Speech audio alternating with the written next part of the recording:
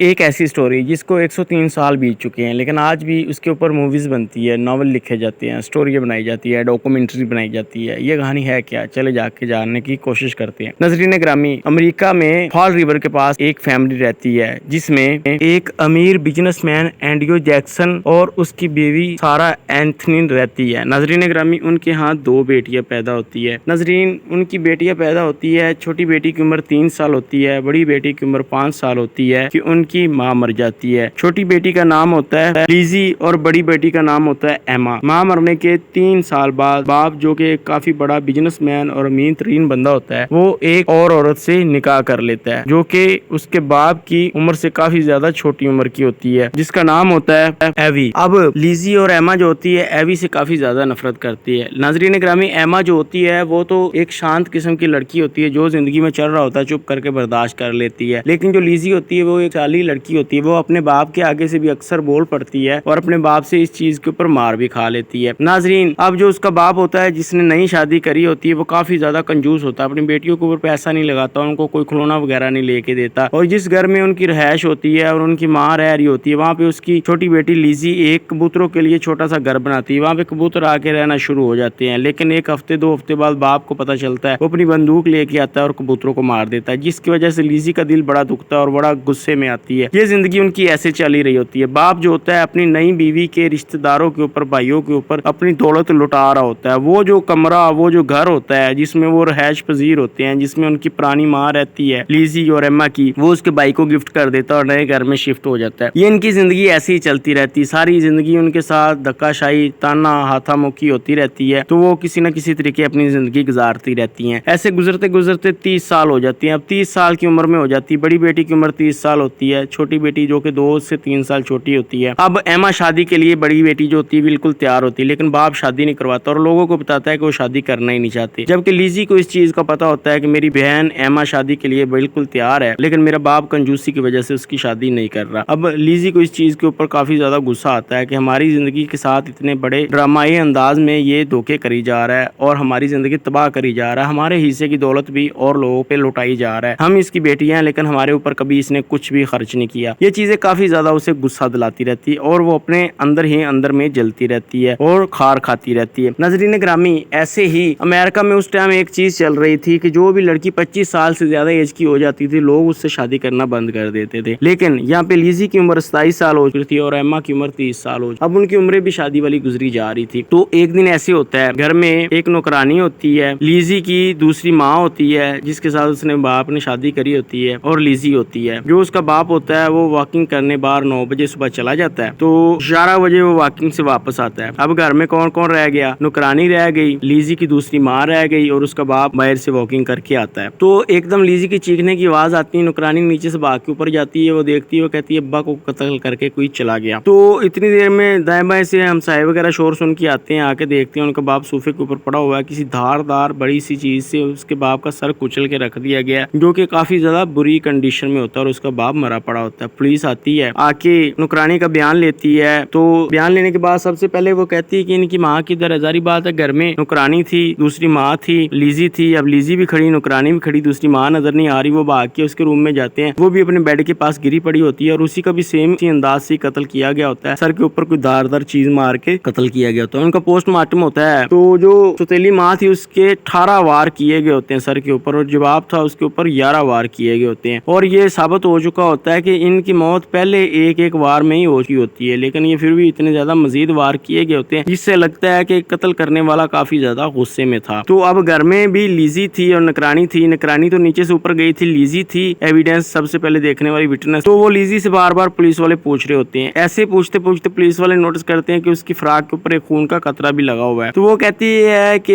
ये तो कोई सूप मैं बना के पी रही थी, वो सूप का कोई कतरा गिरा है। पुलिस वाले इसे नजरअंदाज कर देते हैं, लेकिन उसे वार्निंग देते हैं कि ये फ्रॉक उतार दो और संभाल के रखो, इसकी आगे जाके जरूरत पड़ सकती है। तो पुलिस वाले वापस चले जाते हैं उनके सारे बयान वगैरह रिकॉर्ड करने के बाद। अब क्या होता है, अब एमा और लिजी उसी घर में रह रहे होते हैं। नौकरानी तो शाम को अपना वापस चली जाती है। रात होती है, लिजी सोती नहीं, सोते सोते उठ के बैठ जाती है, बैठ के चलना फिरना शुरू कर देती है, सोचों में गुम रहती है। एमा ये चीजें देखती रहती है और देख के डरना शुरू हो जाती है। 2-3 दिन बाद वो किसी तरीके एक रात बहाना लगाती है और उसके साथ कमरे में लेटी होती है। उससे उठती दूसरे कमरे में सारी जाके खिड़कियां बंद करके सो जाती है। सुबह को पुलिस आती है तो क्या देखते हैं कि लीजी किचन में खड़ी हुई है और वही फ्राक जलाई जा रही है जिसके ऊपर खून का धब्बा लगा हुआ था। पुलिस भाग के आती है इतनी देर में कि उसे रोक सके, उससे पहले वो फ्रॉक जल चुकी होती। पुलिस वाले कहते हैं क्यों जलाई? वो कहती है कि पेंट यहाँ पे लग गया था, ये फ्रॉक पहनने के काबिल नहीं थी, इसलिए मैंने जला दी। तो घर में कत्ल होने के वाकया ही कुछ दिन पहले पेंट भी का काम चल रहा था। अब पुलिस वाले वापस जाते हैं, कोर्ट से ऑफिशियल गिरफ्तार करने का वो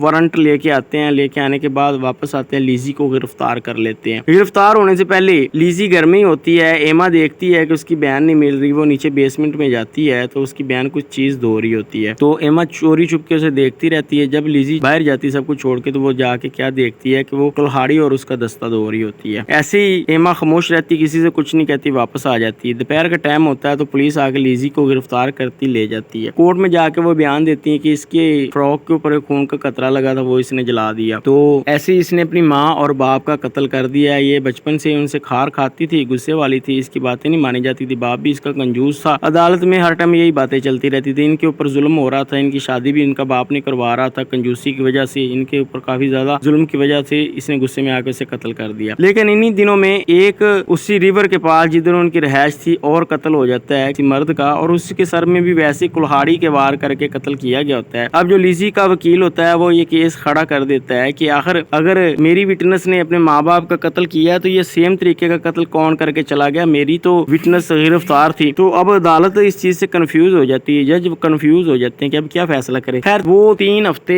जेल में रहती है हवालात में। 3 हफ्ते बाद फैसला आता है कि एविडेंस तो इसके खिलाफ जा रहे हैं, लेजी के खिलाफ, लेकिन कोई पुख्ता सबूत नहीं मिला। ना ही वो कुल्हाड़ी मिली जिससे कत्ल हुए हैं और ना ही वो खून वाली फ्रॉक मिली। तो अब कहानी के बेस के ऊपर तो किसी को सजा नहीं दे सकते। और दूसरी जो उसकी बहन एमा थी उसके भी बयान रिकॉर्ड करवाए जा रहे थे। उसने काफी चीजें नोटिस करी थी, लेकिन वो अपनी बहन के हक में ही बोल रही थी और हर टाइम अपनी बहन के साथ साथ ही रोज वो थाने में जाती है, अदालत में जाती है अपनी बहन के साथ साथ, और उसके हक में ही बयान दे रही थी कि नहीं मेरी बहन ऐसी नहीं है, वो अपने माँ बाप को कत्ल नहीं कर सकती।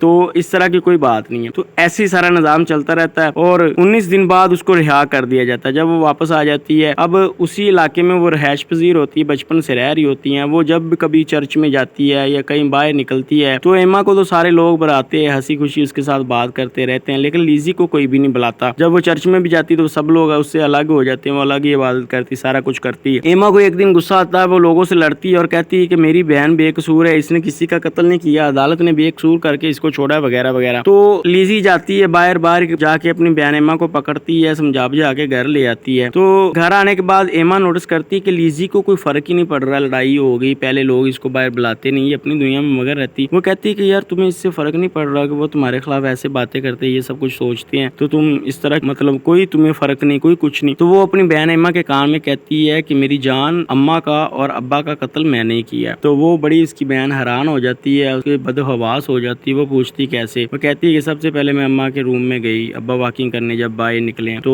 जाती वो कि मैं पीछे से गई, उसके सर पे कुल्हाड़ी पीछे से मारी, वो गिर गई, मैंने ऊपर मार मार के कुल्हाड़ी कत्ल कर दिया। तो कत्ल करने के बाद मैं बेसमेंट में गई, कुल्हाड़ी को धोया अच्छी तरह, वो मेरी फ्राक के ऊपर खून लग गया था, उसको धोया। वो भी उनकी मौत में 2 घंटे का फर्क आया था। 9 बजे कत्ल हुआ था, बाप का कत्ल 11 बजे हुआ था। वो 2 घंटे वही नीचे ही रही थी बेसमेंट में, अपने कपड़े सुखा रही थी, कुल्हाड़ी वगैरह धो रही थी, इसलिए 2 घंटे लगे। 2 घंटे बाद जब मैं वापस आई तो अब्बा नींद की हालत में थे और सोफे के ऊपर उसकी आंखें बंद हो रही थी। मैं सामने से आई, को नींद की वजह से कुछ उसने नोटिस नहीं किया, मैंने उसके सर में कुल्हाड़ी मारी, कत्ल कर दिया। बेसमेंट में जाकर कुल्हाड़ी छुपा के मैंने रख दी खोल के, तो बेसमेंट में किसी का ध्यान ही नहीं गया। तो वही मैंने जो एक कतरा लगा था उसी फ्राक पे, उससे पहले मैंने धो ली थी, बाकी होते हुए एक कतरा लगा था, इसलिए किसी को पता नहीं चल सका। वो एक कतरे वाली मैंने जला दी। जब बहन एमा को थोड़े से हवास के कायम हुए तो उसने अपनी बहन से एक ही बात बोली कि मैं अब तुम्हारे साथ नहीं रहना चाहती, हम अलग अलग अपनी दौलत कर ले। दोनों बहनों का बिजनेस, अब बाप का इतना बड़ा कारोबार था, इतनी बड़ी प्रॉपर्टी थी, इतना बड़ा बिजनेसमैन था, वो सारा इन दोनों बहनों के पास ही रह गया था। सुतेली माँ थी, उससे औलाद नहीं थी, वो भी मर चुकी थी, बाप भी मर चुका था, डायरेक्ट प्रॉपर्टी इनकी आनी थी। तो इन दोनों बहनों ने अपनी अपनी प्रॉपर्टी तकसीम कर ली। तकसीम करने के बाद